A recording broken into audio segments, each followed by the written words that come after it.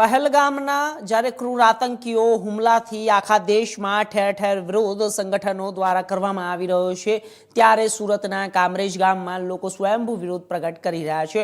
વડીલો, યુવાનો અને બાળકો ભેગા મળીને આતંકી હુમલામાં શહીદ થયેલા લોકોને શ્રદ્ધાંજલિ આપી રહ્યા છે અને એક સૂરમાં વિધર્મી આતંકીઓ ઉપર ભારત સરકાર કડકમાં કડક કાર્યવાહી કરે તેવી માંગ ઉઠી રહી છે।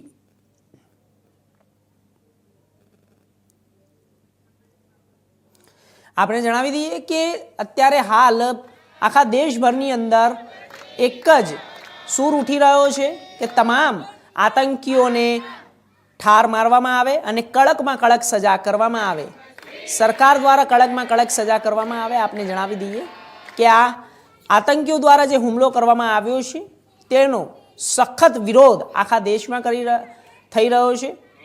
યુવા, વડીલો, મહિલાઓ, પુરુષ તમામ લોકો ભેગા મળીને દેશભરમાં અત્યારે આક્રોશ રેલી કાઢી રહ્યા છે, મૌન રેલી કાઢી રહ્યા છે।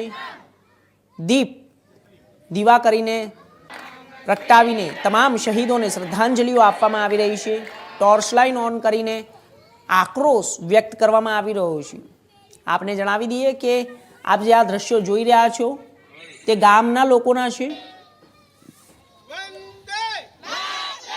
મારું નામ શૈલેષભાઈ દેવડિયા, જય વિલાસ સોસાયટી કામરેજ ગામનો વતની છું।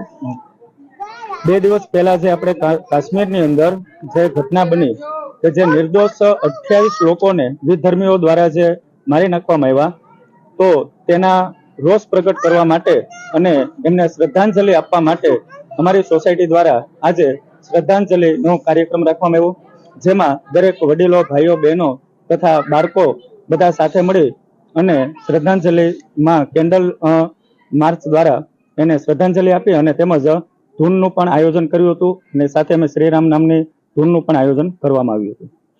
તો માંગણી શું છે? અમારી માંગણી એવી છે કે અમે જેમ મૌન વ્રત ધારણ કર્યું તેમ ભારત સરકાર મૌન વ્રત ધારણ ન કરે અને આ આતંકીઓને વળતો જવાબ આપે એવી જ અમારી અપેક્ષા છે।